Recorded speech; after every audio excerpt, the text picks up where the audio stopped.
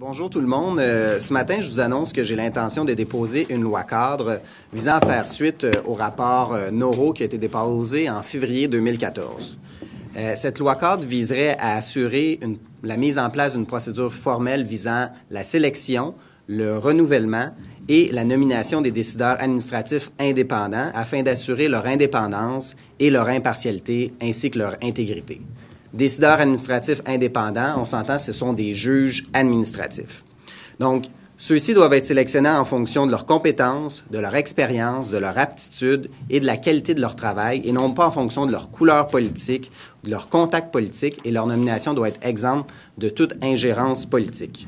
Au Québec, il y a plus de 300 juges administratifs qui œuvrent dans 15 tribunaux administratifs. Ils rendent plus de 140 000 décisions par année qui touchent directement la vie des citoyens, notamment les accidentés de la route, les accidents du travail, les maladies professionnelles, l'accès à l'information, les permis d'alcool, la déontologie policière, le bail de logement quand vous contestez votre bail à la régie, les tarifs d'hydroélectricité à la régie de l'énergie, la qualité de la construction par le biais des licences d'entrepreneurs en construction, le zonage agricole, l'environnement, les placements, les valeurs mobilières, les licences pour être courtier, l'expropriation, la conduite des élus municipaux, les libérations conditionnelles.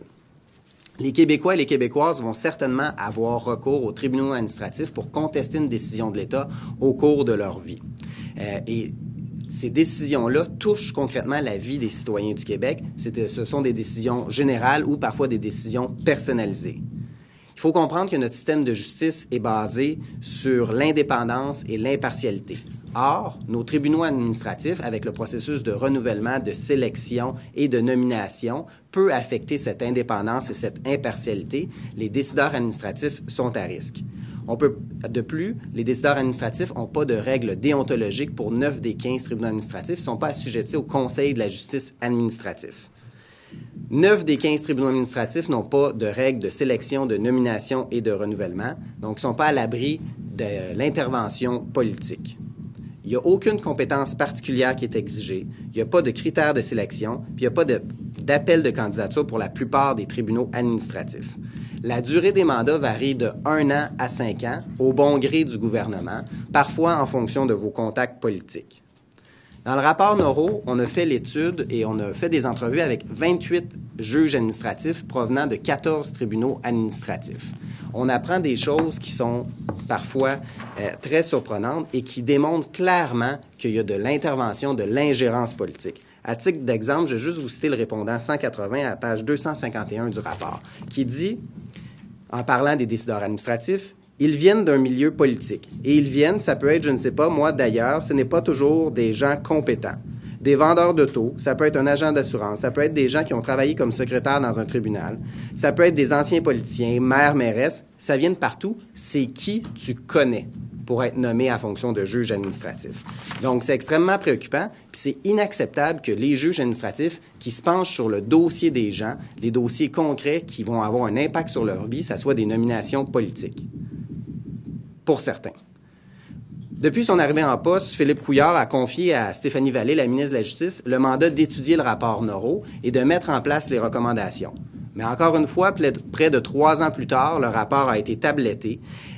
L'an passé, j'avais posé une question à Stéphanie Vallée au lendemain des crédits budgétaires au Salon Bleu pour lui dire qu'est-ce qui arrive avec ça. Nous avait dit, bon, on travaille là-dessus, on regarde ça. 1 an plus tard, ça va faire 1 an au mois d'avril, il n'y a rien qui s'est passé. C'est encore de l'inaction de la part de la ministre de la Justice, c'est encore de l'immobilisme le plus complet, et ça permet encore de nommer des amis du parti. Pourtant, c'est nécessaire de mettre en place un processus de nomination, de renouvellement et de sélection en toute indépendance des influences politiques. C'est nécessaire afin de maintenir la confiance du public dans ces institutions et dans le processus qui va mener à la décision sur l'administré.